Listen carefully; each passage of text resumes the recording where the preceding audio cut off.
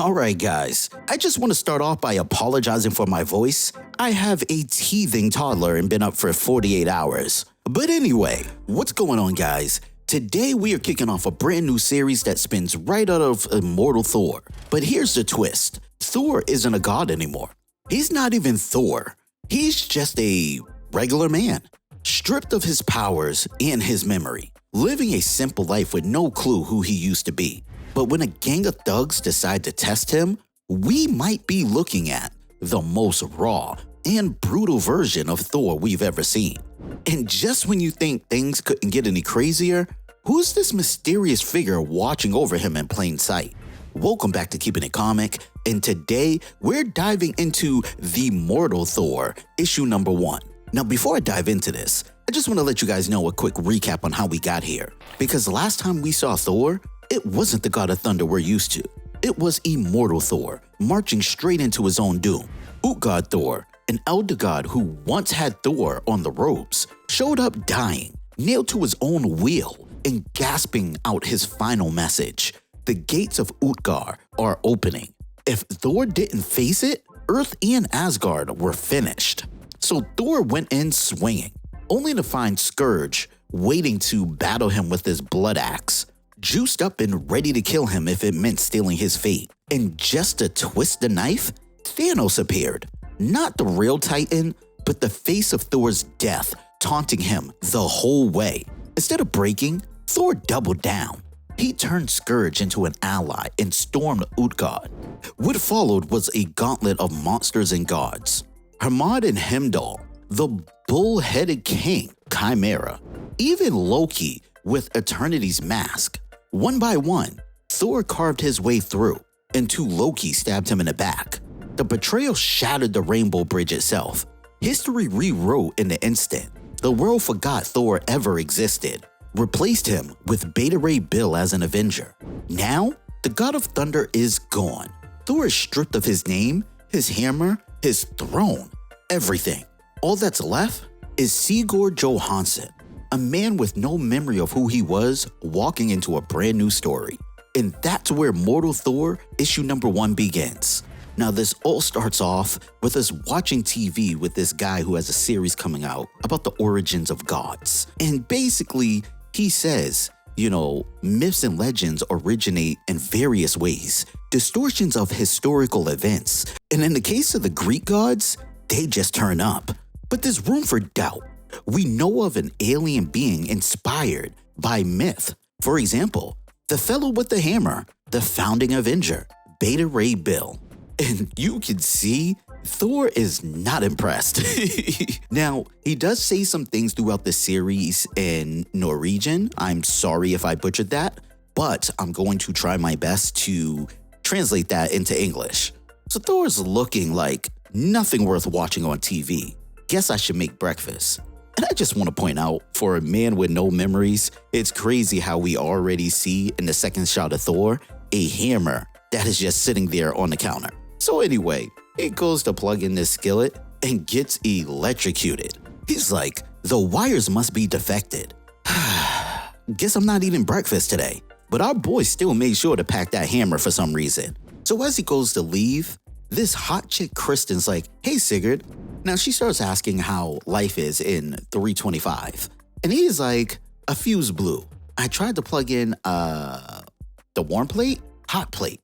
My American is not so good. And she's like, better than my Swedish. Wait, was it Sweden you're from? And he's like, Norway, I think. My memory also isn't so good. I remember clearly 3 things about myself. For first, I know my name is Sigurd. For second, I know I work with a hammer. And for third, I know New York is my best city in the world. And I just want to say, if Marvel characters were real, I would never visit New York. It seems everything bad happens in New York. But anyway, she's like, so what happened to you? You got amnesia? And he responds, I think it was a fight. I feel I have done a lot of fighting. Perhaps I was hit on the head. She's like, you got a visa, right? Of all things to ask him. And he goes, I assume so. I have rent. I have bills with my name on them. I have no job. I do not think. But today, perhaps that changes. And she's like, at least you have a place to live. And he responds, yes. A very kind person found me when I came to and handed me my apartment keys. And just then, someone's like, yes, that was me. How's tricks? And Thor calls this man Lucky and says something that loosely translates to, Lucky, my sibling. It is good to see you again. How have you been, my friend? And Lucky responds, oh, same as ever. I'm always the same. Or at least, I'm always me. And you can see by that devilish grin and those green eyes, this has to be Loki. But it's not the old school god of mischief or even the young kid Loki we've seen before. This is Loki's new mask in the Mortal Thor. See, Loki always comes back in different forms, whether that be a villain, kid, storyteller, or even a half-bird at one point. Lucky is just his latest skin, a street-smart version who still plays the same game, being everywhere, knowing everyone, and reminding Thor that no matter how the world changes, Loki is still Loki. Chris is like, sorry, have we met?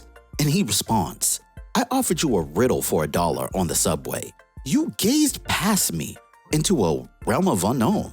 And she goes, oh, you're that guy. And he responds, and often I'm that girl. I've got a $5 riddle now. Whenever you're ready, all proceeds go to my next meal. So he does this riddle. Worshipped I am from shore to shore. I form the world. I make the law. To rulers, I'm the guiding star. Believe my truth and you'll go far. And she says, worshipped, are you a god or a goddess? And he responds, in these shoes? I doubt it. You were close enough though. I am a lie. And while this whole riddle was going on, Sigurd stepped away and came back and was like, I just saw a job on a telephone pole. They need construction workers. And I remember being that. I called from the payphone and we are to meet at a warehouse somewhere. And she's like, this all sounds a little shady, Sig. He's like, it does. But landlord Barry has warned me with the rent. Money is a problem. So he goes over to the place where he's supposed to meet them for the job. And the guy in charge there is like, the first thing I need you guys to do is sign a non-disclosure agreement. Breathe a word of this and Roxxon will take you to court. And someone's like, wait, we're strike breakers? And the guy's slick with his words and responds, replacement workers. And if the folks on the line breathe funny, call you a dirty word even, that'll be our excuse to utilize our security. And one of these four thugs is like, yeah, we're real eager to do our bit for the community. And another one's like, hey princess, what are you staring at? And Sigurd's like, that symbol on your arm. I know it. And the guy responds, yeah, gold star for you, I guess. You know the rune of Thor. God of strength and power. God of the storm. That's gonna wash all the scum away. And Sigurd's like, that does not seem right.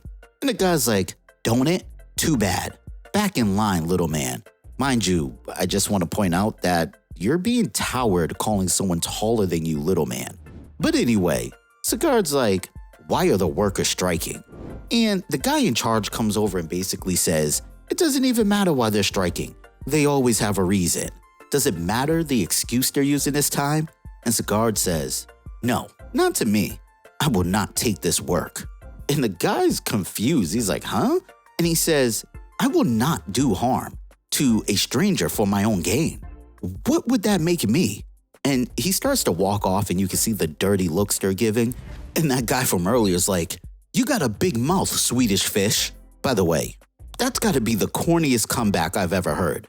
And the guy in charge is like, look, you don't like it? So hit the bricks, buddy.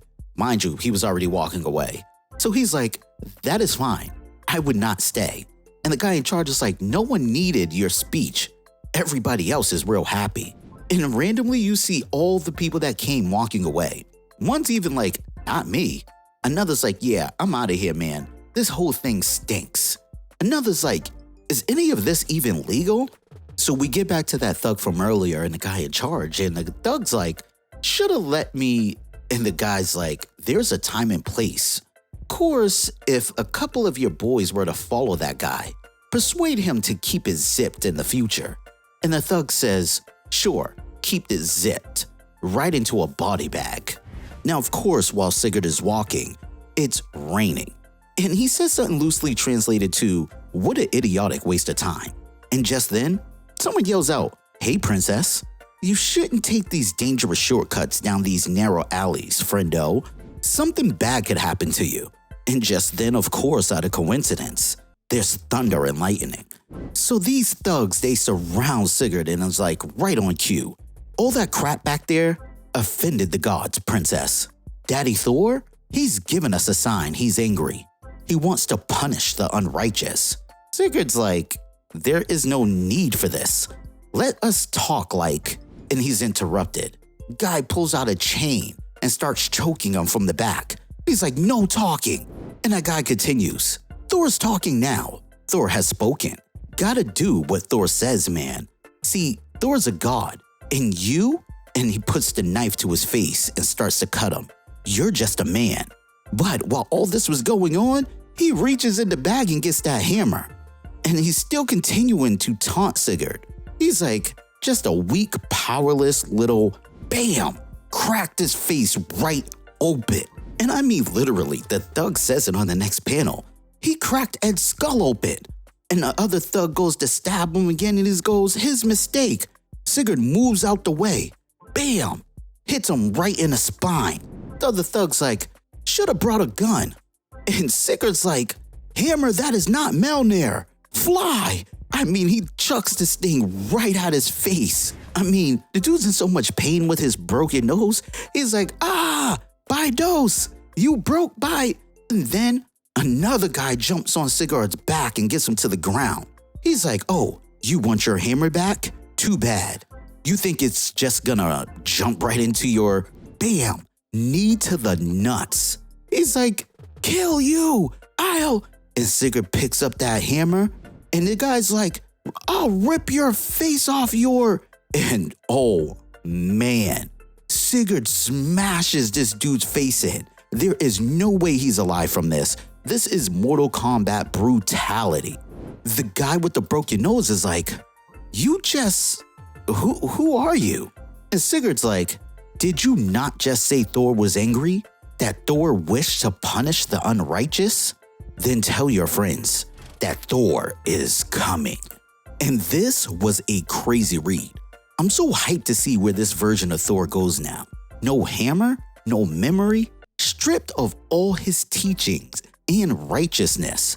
I don't think he's gonna turn full villain, but we might just have the most unapologetic, if you die, that is not my problem Thor we've ever seen. Now, let me know, what do you guys think of this issue? Do you like this Unbound Thor? And is Loki still pulling the strings behind all this chaos? Drop your thoughts in the comments. I'll be reading them all. If you're vibing with these breakdowns, smash that like button, hit subscribe, and tap the bell so you don't miss the next one. And hey, YouTube's new hype feature is live, so hit the new hype button when you dig a video. It actually pushes the algorithm and helps more people find us faster. And if you want to rep the channel, check out Keepin' It Comic merch store at keepinitcomic.com. Links down below. It's the best way to support the channel. And as always, thanks for kicking it with Keepin' It Comic. I'll catch y'all on the next one.